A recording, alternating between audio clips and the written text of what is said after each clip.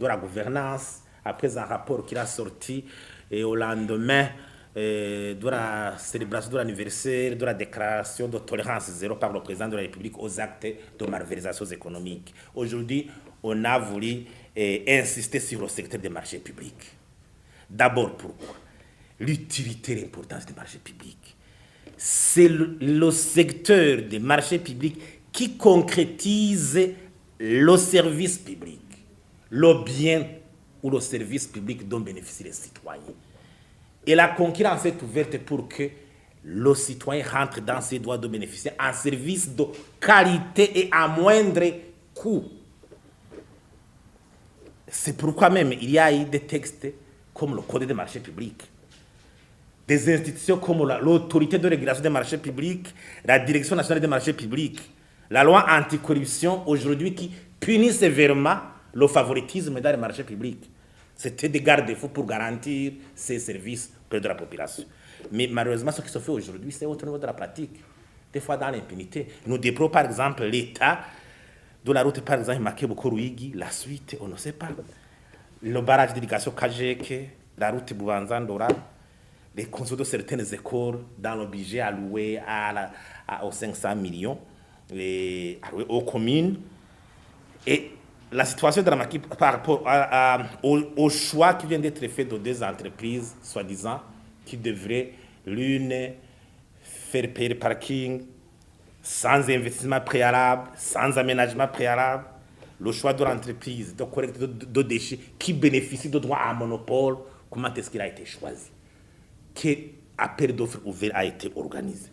Comment est-ce que les anciens collecteurs de déchets ont été chassés? Aujourd'hui, on dit qu'on va confier ça à ces coopératives. Quelles sont ces coopératives? Elles ont quelle expertise? Elles ont été créées quand? On se demande même la capacité de la SOSUMO. Un rapport du ministère de la Bonne Gouvernance vient de la CTMI. Un rapport du ministère de la Bonne Gouvernance vient de dire que la CTMI a eu des problèmes au niveau financier liés aux dettes impayées de la part de la mairie.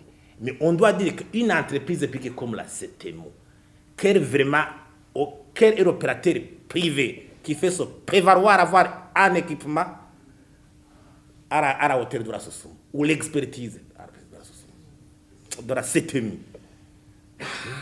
Quelle est l'entreprise privée qui peut se prévaloir d'avoir l'expertise et l'équipement de la CTMI en matière de collecte de déchets? C'est un patrimoine national. Il faut le renforcer. Il faut renforcer la structure de l'actionnariat. Ça rentre même dans la politique de privatisation ou de renforcement des entreprises publiques.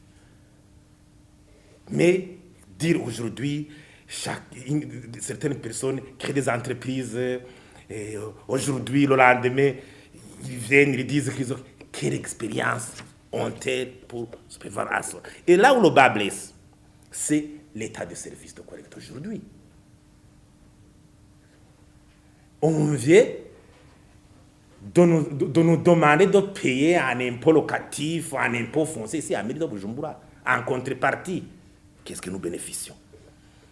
Pour ce, alors, nous demandons trois choses. D'abord, à la justice. C'est la rentrée judiciaire qui vient d'être organisée. On a dit clairement qu'il faut combattre la corruption et les malversations économiques avec vigueur. Le président de la République était là. Il faut que la justice montre ses capacités de frapper fort. Le gouvernement, il vient d'obtenir une retraite gouvernementale où on a insisté sur la bonne gouvernance dans ce pays.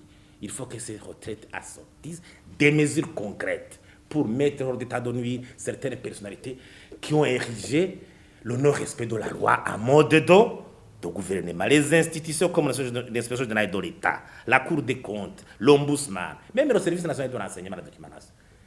Au moment si le patrimoine public est en ils doivent aussi réagir.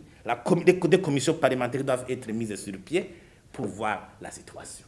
S'il y a des gens qui se sont méconduits par rapport à ça, ils doivent me subir des sanctions administratives avant d'ouvrir des dossiers pénaux si le cas échéant, si c'est avéré. Et dans l'urgence, voir comment ce service puisse être réorganisé rapidement. Dans la transparence, nous voulons un service de qualité. Nous ne voulons pas de l'arbitraire. L'impôt, nous la payons, c'est notre argent, c'est notre droit d'exiger des services de qualité. Le gouvernement, il est là, il doit être à l'œuvre pour protéger les intérêts des citoyens par rapport aux services publics et leur qualité. Je vous remercie.